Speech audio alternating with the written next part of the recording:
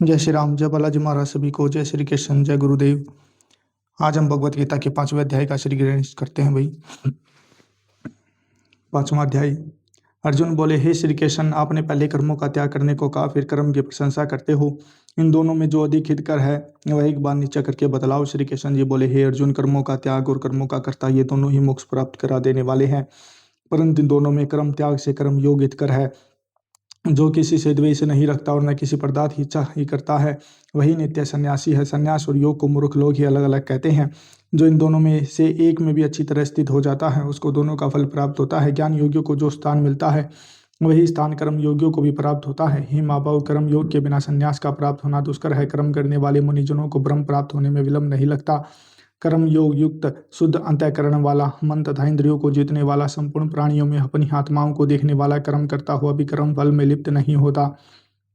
योग युक्त तत्ववेता पुरुष देखते हैं, सुनते हैं, स्पर्श करते हैं, सूंघते हैं, खाते हैं, चलते हैं, श्वास लेते हैं, तो भी यह नहीं मानते कि मैं कुछ भी नहीं करता। वे बोलते हैं, त्यागते हैं, ग्रहण करते हैं, मुंदते हैं, परंतु यही मानते कि मैं कुछ भी नहीं करता। और यह मन में धारण करते कि इंद्रियां भी अपने अपने विषयों को बरतती है। प्राणी ब्रह्म में अर्पण कर संग को त्याग कर कर्म करता है, वह पाप में इस प्रकार लिप्त नहीं होता जैसे कि कमल पत्थर पर जल नहीं ठहरता। योगी जन शरीर से, मन से, बुद्धि से तथा इंद्रियों की आसक्ति से रहित होकर आत्म शुद्धि के निर्मित कर्म करते हैं। योग युक्त पुरुष कर्म फल को त्याग कर मोक्ष रूप शांति का लाभ प्राप्त करता है। जो योग रहित है वह कर्म की इच्छा के बंधन में पड़ जाता है। सब कार्यों को मन से त्याग करके जो प्राणी नव द्वार इंद्रियों की देह रूपी पुरी में न कुछ करता हो न कुछ कराता है, आनंद पूर्वक रहता है। परमेश्वर किसी को कर्म में प्रवृत्त नहीं करता, न कर्म में फल को उत्पन्न करता है। ये सब प्रवृत्तियों के द्वारा होते हैं। परमेश्वर किसी के पुण्य तथा पापों को ग्रहण नहीं करता। ज्ञान, जो ज्ञान से आच्छादित है, उससे जीव मोह को प्राप्त होते हैं, परंतु आत्मज्ञान के द्वारा जिसका ज्ञान नष्ट हो गया है, उसका वह आत्मज्ञान परमेश्वर के रूप को ऐसा प्रभावित करता है जिस प्रकार सूर्य संपूर्ण संसार को प्रकाशित कर देता है। उसी परमात्मा में जिन मनुष्यों की बुद्धि स्थिर है, उसी में मन को लगाए रहते हैं, उसी में निष्ठा रखते हैं और जो सदा उसी के चिंतन में लगे रहते हैं। ज्ञान द्वारा जिनके सब पाप नष्ट हो गए हैं, वे संसार में पुनः जन्म नहीं लेते, क्योंकि ब्रह्म निर्दोष और सर्वत्र समान है, इसलिए वे ब्रह्म को प्राप्त हो जाते हैं। जो प्रिय पदार्थ को पाकर प्रसन्न हो या प्रिय पदार्थ को पाकर खिन्न नहीं होते, ऐसे स्थिर बुद्धि वाले मोह रहित ब्रह्मवेता को ब्रह्म में स्थिर जानो। जो बाहरी पदार्थों में चित्त को आसक्त नहीं होने देता, वही आत्म सुख का अनुभव करता है। इंद्रियों के सफर से जो भोग किए जाते हैं, वे वस्तुतः दुखदायी होते हैं। उनका आदि भी है और अंत भी है। एक अंत्य ज्ञानी लोग ऐसे भोगों में रत नहीं होते। शरीर छूटने के पहले जो मनुष्य काम और क्रोध के वेग को सहन करने में समर्थ होता है, वह योगी और सच्चा सुखी है। जो योगी आत्म सुखी से सुखी, अंतरात्मा के आनंद से आनंदित और अंतर ज्योति से ही प्रकाशित है, वह ब्रह्म रूप होकर ब्रह्म निर्वाण को प्राप्त होता है। काम तथा क्रोध जिनमें नहीं है, मन के वेग को जिसने रोक लिया है, ऐसे आत्मज्ञानी योगियों को ब्रह्म निर्वाण सहज ही प्राप्त हो जाता है। बाहरी पदार्थों के संयोग से अलग रहकर दोनों बाहों के बीच में दृष्टि लगाकर नासिका के भीतर चलने वाली प्राणवायु तथा पानवायु को सम करके इंद्रियों, मन और बुद्धि को वश में करके इच्छा, भय तथा क्रोध को त्याग कर मोह की इच्छा करने वाले योगी जन जीवन मुक्त है। जो मुझको सब योगों और तपों का भोक्ता, संपूर्ण लोगों का स्वामी और सब प्राणियों का मित्र जानते हैं, उन्हीं को शांति प्राप्त होती है। 5वें अध्याय का महात्म्य। श्री भगवान जी बोले, हे लक्ष्मी, अब 5वें अध्याय का महात्म्य सुनो। एक पंगला नाम का ब्राह्मण अपने धर्म से नष्ट हुआ।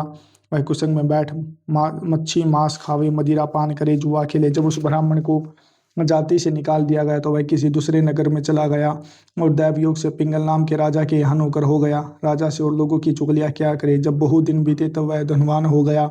उसने अपना विवाह कर लिया, परंतु स्त्री व्यभिचारिणी आई, वह स्त्री को नित्य मारे। एक दिन उस स्त्री को बहुत मार पड़ी, तब उस स्त्री ने दुखी होकर अपने पति को विष दे दिया, जिससे वह मर गया। फिर ब्राह्मण ने तोते का जन्म पाया।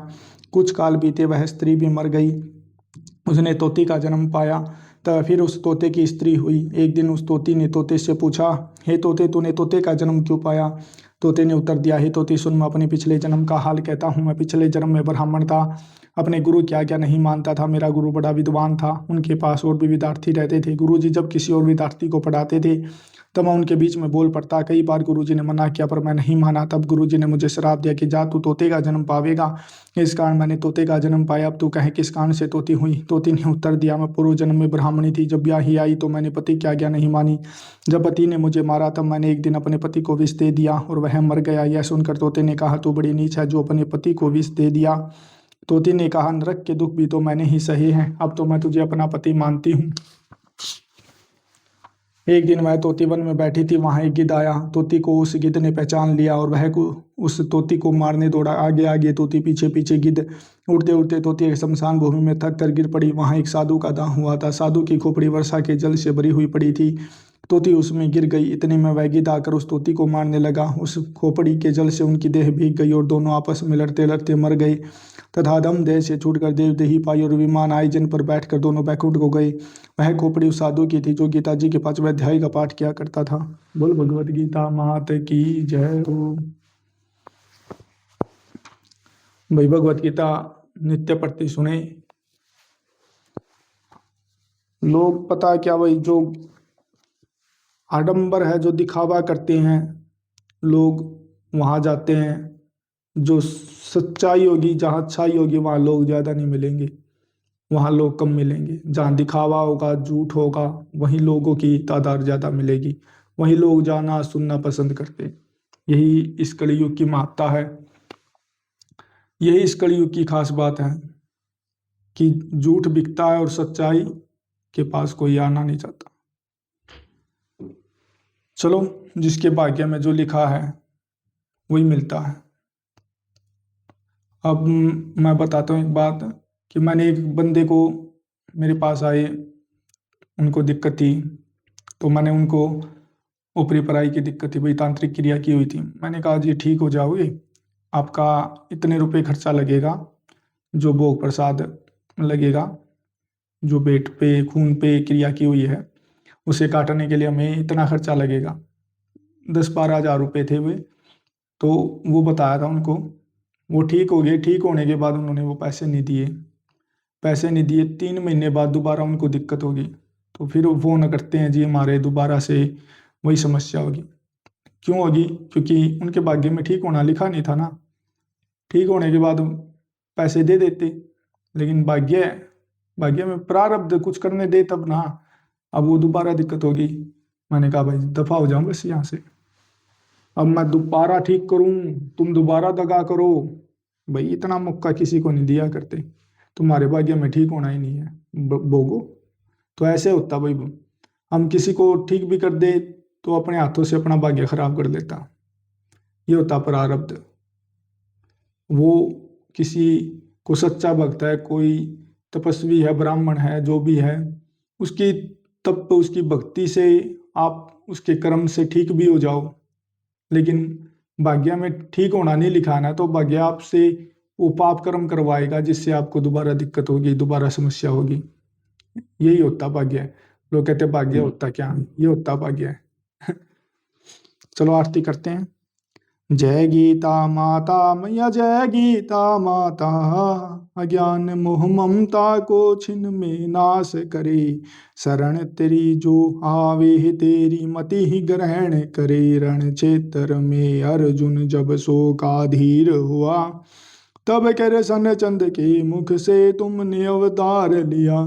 शरीर जन्मते मरते आत्मा विनाशी, अतः शरीर की ममता मन से त्याग करो।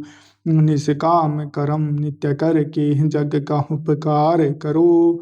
मन को वश में करके इच्छा त्याग करो। यह उपदेश तेरे जो नर मन में लावे, सुख करनी दुख हरनी तुमको जग गाता। जय गीता माता मैया, जय गीता माता। सत्य ज्ञान का मन में तू प्रकाश करे। पाप ताप मिट जावे निर्भय भव सिंधु तरे।